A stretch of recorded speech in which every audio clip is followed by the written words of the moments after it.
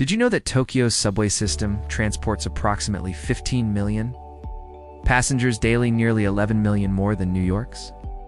What makes Japan's public transportation so remarkably efficient, while America's largest city struggles to keep pace? Today, we're diving into the fascinating world of urban rail systems to uncover how these two global metropolises approach public transit so differently. The story of these transit networks reveals not just engineering choices, but cultural priorities and governance philosophies that have shaped urban life for millions. From seamless connections to funding models, the contrast between these systems offers valuable insights into city planning and quality of life across continents. The integration, innovation. In Tokyo, the subway map reveals an intricate web where commuter rails and city subways blend into one cohesive system. These aren't separate entities, but parts of an integrated whole, allowing passengers to travel from suburban homes deep into the city center without changing tickets or navigating complex transfers. This remarkable connectivity means the 2.4 million daily commuters entering Tokyo can often board a single train and ride it straight to their destination. New York's system tells a different story.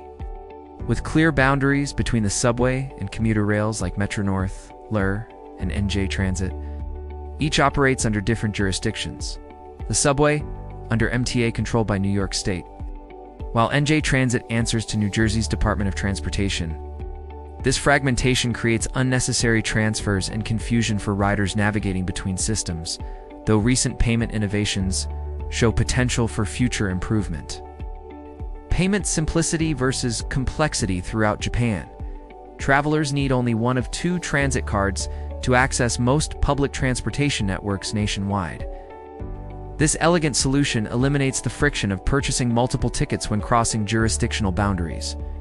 Contrast this with New York's patchwork approach, where different transit systems often require different payment methods. While the MTA has recently improved by introducing contactless payment options, the overall experience remains fragmented. The funding formula. Tokyo Metro's consistent profitability stems from a balanced funding approach, with substantial government backing.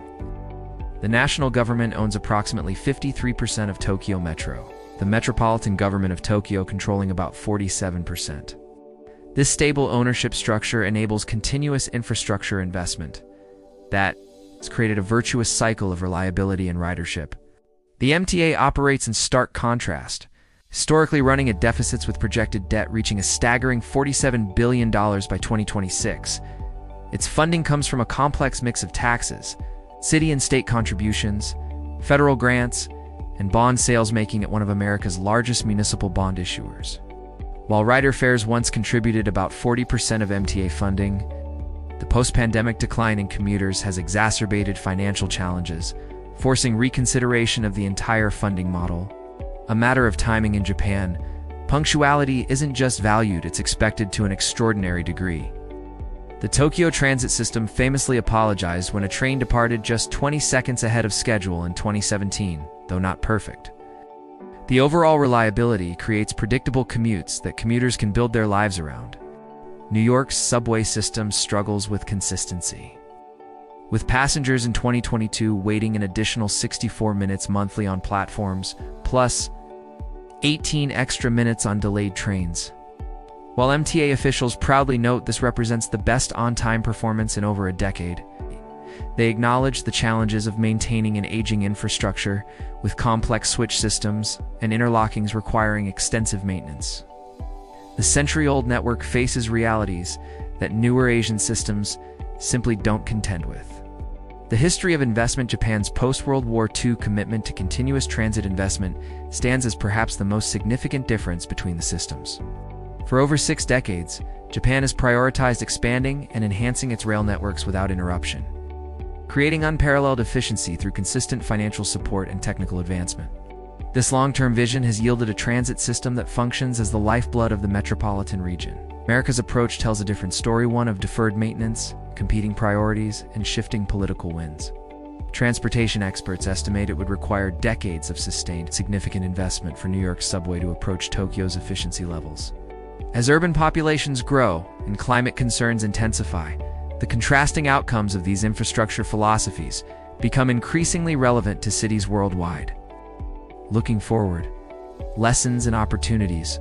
What can we learn from these transit tales? Tokyo's system demonstrates how integration, consistency, and sustained investment create a transit ecosystem greater than the sum of its parts. New York's challenges highlight how fragmentation and inconsistent funding lead to diminished rider experiences despite the system's historical significance and critical importance to the city. For urban planners and policymakers worldwide, these contrasting approaches offer valuable insights into building sustainable transportation networks. As cities grow increasingly congested and climate concerns mount, efficient public transit becomes not just a convenience but a necessity. Which approach will your city follow? If you've experienced these transit systems yourself, what differences stood out to you? Share your thoughts in the comments below. And if you enjoyed this comparison of urban infrastructure, subscribe to Mind Creafted for more fascinating explorations of how design shapes our daily lives. If you learned something new, and stay tuned for our next deep dive into the systems that make our modern world possible.